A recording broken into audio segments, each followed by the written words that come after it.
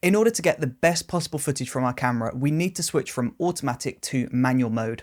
Automatic mode is great if you're out with the family and you just want to capture a quick clip. Because your camera will control the aperture, the shutter speed, the ISO, it will adjust all of these settings automatically so that you don't have to think about them. But when you're making videos and you want to take control of how they look, then you want to be able to control those. And this means you're going to need to use manual mode. Now, typically this is just a case of turning a wheel on your camera to a mode that is called M or manual or cinematic mode. One of these options will allow you to control the camera's settings. Now, there are loads of settings that you have to take into account when you are capturing your videos, but I'm going to talk about the top 5 camera settings that you need to pay close attention to. The first setting is your frame rate. Video is made up of loads of different still images, and typically you'll hear the term FPS, that is frames per second, and that basically means images per second. So for 25 frames per second, there are 25 still images recorded to make up 1 second of video. And the same theory goes both ways, so 1 FPS would be 1 picture per second of video, and 100 FPS would be 100 still images for 1 second of video. Now, as a general rule of thumb for real-time video, you either want to select 24, 25, or 30. Now, depending on which one you choose would depend on where you live in the world, because different regions have a different priority. I'm from the UK and we typically use 25 FPS, but if you're in America, for example, then I do know that 24 and 30 is favored. 24 is more of a cinematic option and 30 is more of a TV option. But 24, 25 and 30 are real-time frame rates. And then of course, if you wanted to shoot slow motion video, you would need to increase your frame rate, because if we set 25 as our real-time video, if we slow that down, the motion is going to look really weird and choppy. So if we double our frame rate to 50 FPS and then we slow that down by 50%, then we come back down to that 25 mark, so our footage looks realistic. And of course, the slower you want to go, the higher the frame rate needs to go. So if you want really slow footage, then go up to 100 FPS, 200 FPS, 300 if your camera can go that high.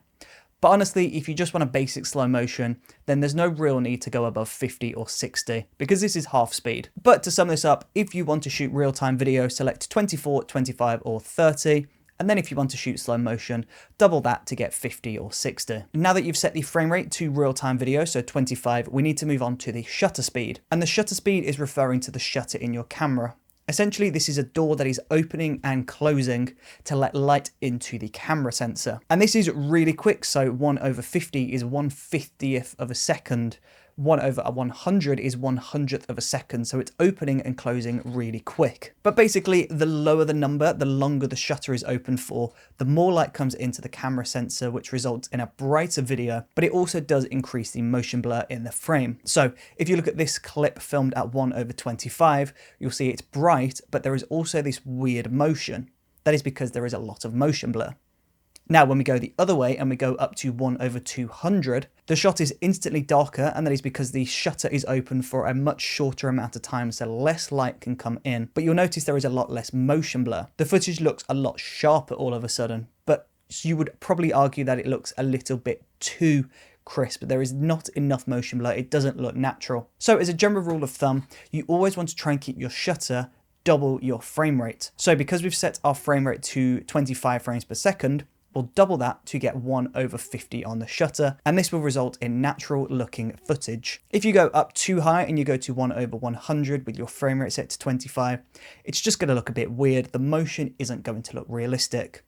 So set that to 1/50 and you're great. The next setting on your camera is the aperture, and the aperture can typically be seen in your camera with an F, so f1.8, f22 for example. Now the aperture is referring to this hole in your lens. If the aperture closes down, then it means there is less light coming into the camera sensor. But if it opens up, then it's going to let loads of light into your camera. When you see the numbers on your screen, the lower the number, the more light that comes in. So if you open up your aperture, you're going to pull down to a lower number, so f1.8, and this will make that brighter image. And then of course, if you close the aperture down and go to f22, which is the other end of the spectrum, then you're going to close that down, less light will come in and the image will be darker. But the aperture does also control the amount of blur in the frame. Essentially, it's going to control the depth of field. So f1.8 is really open and it's going to decrease the depth of field. So as you can see in this shot, I'm in focus, but the background is completely blurry. And that is because my aperture is set to f1.8. Now, if I showed you a different shot in f22, you would notice that the subject and the background are both in focus.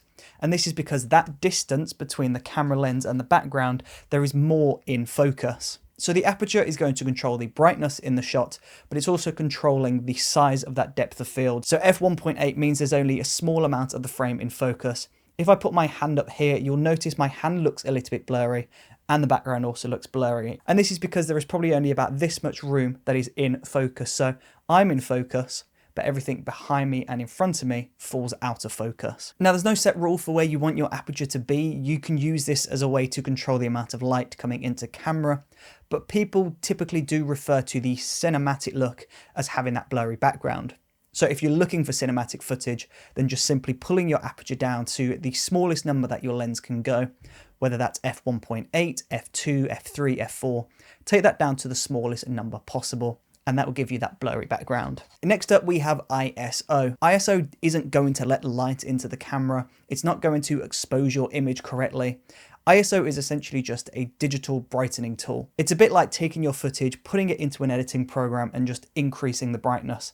That's what's happening, but in camera. Now, the lower the number, the darker the image is going to be. So if you had two video clips, one was set to 100 and one was set to 8000 ISO, the one with 8000 is going to be much brighter.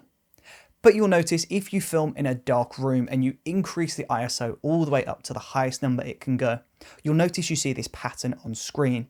That is video noise. And video noise is one of the easiest ways to spot the difference between amateur and professional video footage. Now, the reason why this digital noise pattern is there is because there is not enough light coming into the camera sensor. The room is too dark. So by pulling up the ISO, we're increasing the brightness of everything. And this means we're really going to see that video noise come through. So if you want to avoid this, I would keep the ISO as low as possible. And instead you can adjust the aperture to get more light into the scene. Or you could film in a brighter location, so film outside in the daytime.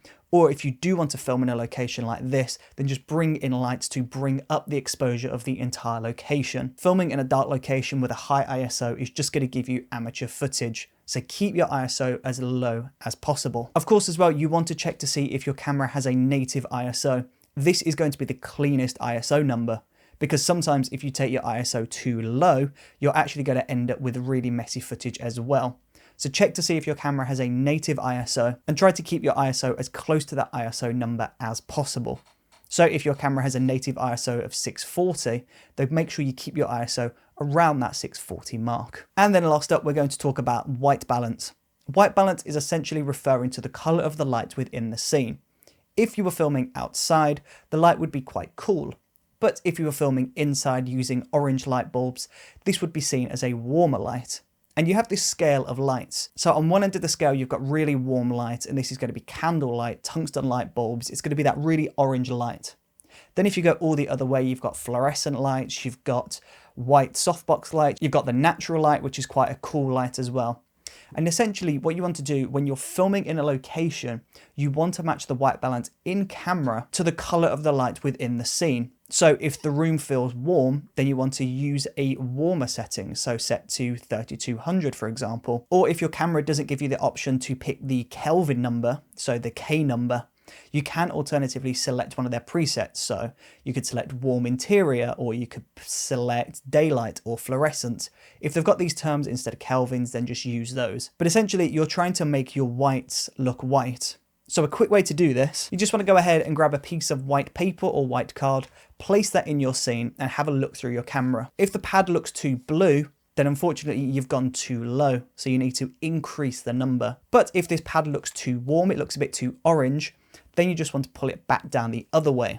So you've gone too high. So this means you're too warm. So pull this down to a cooler number. If you can get this to look white within your scene and not too blue and not too orange, then the white balance is going to be correctly set and your footage is going to look great. Now, the reason why it's important we select this and not let automatic do this is because automatic is always going to be adjusting. So you could be filming one shot here, and even though the lighting might not have changed, you could turn the camera and it could change to a different white balance. And this means when you're cutting shots together in the edit, there's going to be no consistency between the shots. One shot might be set to 5500, one shot might be set to 4300.